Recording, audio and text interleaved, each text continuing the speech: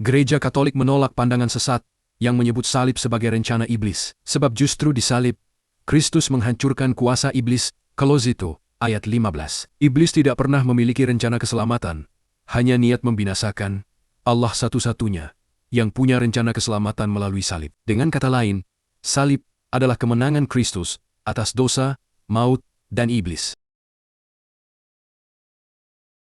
Pertama, Kitab Suci. Tidak ada satupun ayat eksplisit maupun implisit yang menyebut penyaliban sebagai rencana iblis. Yang ada adalah kesaksian bahwa iblis turut bekerja dalam proses penyaliban. Yohanes 13, ayat 2. Iblis menaruh rencana pengkhianatan dalam hati Yudas. Yohanes 13, ayat 27. Iblis masuk ke dalam diri Yudas. Lukas 22, ayat 3. Sama konteksnya. Roh jahat menguasai Yudas. Tetapi Alkitab selalu menegaskan bahwa penyaliban terjadi menurut rencana Allah. Jadi kitab suci memberi garis pemisah yang jelas. Iblis punya niat jahat, tapi yang punya rencana adalah Allah. Tradisi suci.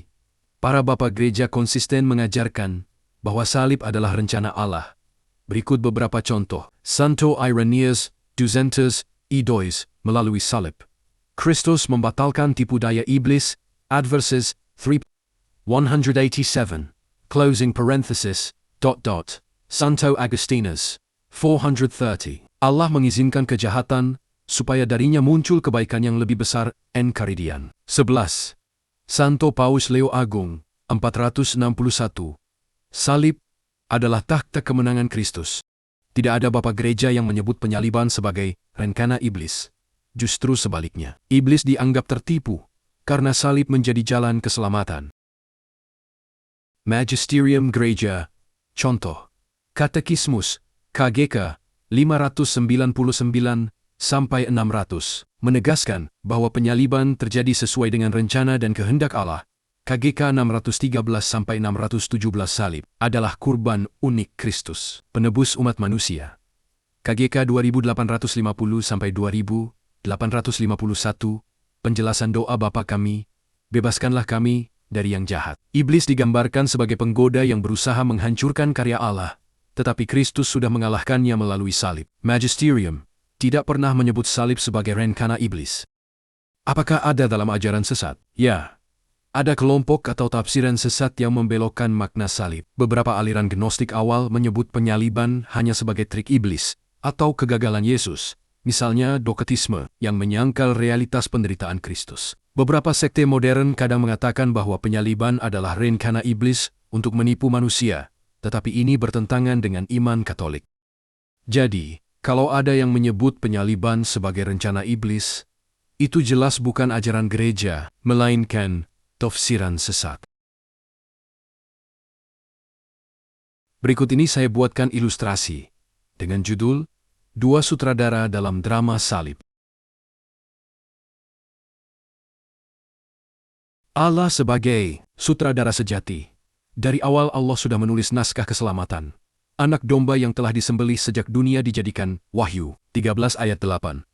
Naskah ini menempatkan Yesus sebagai sang penebus, yang taat sampai mati di kayu salib. Ia merendahkan derenia, dan taat sampai mati. Bahkan sampai mati di kayu salib. Filipi 2 ayat 8.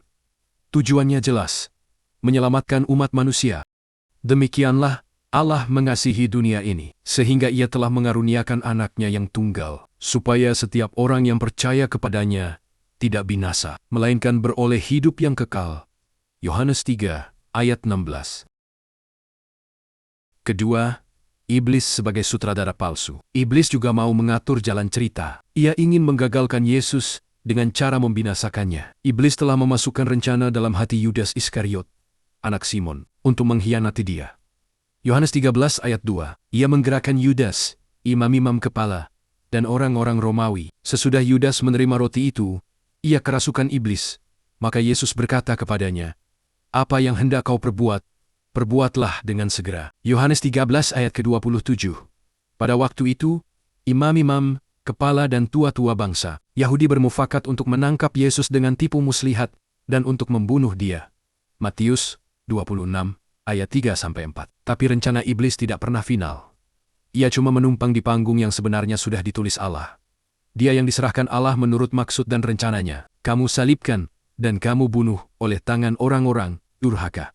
Kisah Para Rasul, ayat 2-23. Ketiga, yang terjadi di panggung sejarah. Dari luar, terlihat bahwa iblis dan manusia jahat berhasil menyalibkan Yesus. Mereka berteriak, "Salibkan dia!" Lalu Pilatus menyerahkan Yesus kepada mereka untuk disalibkan. Yohanes 19 ayat 15-16. Tetapi kebenarannya adalah justru rencana Allah yang terlaksana. Salib menjadi jalan keselamatan. Kristus mati karena dosa-dosa kita, sesuai dengan kitab suci. 1 Korintus 15 ayat ketiga. Dengan demikian, niat jahat iblis dipakai Allah sebagai alat untuk menggenapi rencananya. Kamu telah merekokin yang jahat terhadap aku, tetapi Allah telah merekokannya untuk kebaikan.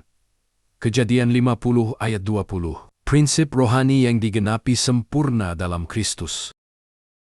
Kesimpulan, rencana sejati hanya Allah. Kisah Para Rasul 2 ayat 23. Filipi 2 ayat 8.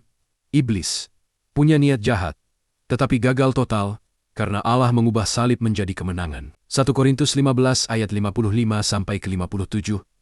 Hai maut, di manakah sengatmu? Ibaratnya, iblis ingin menghancurkan salib, tapi justru Allah memakai salib untuk menghancurkan iblis.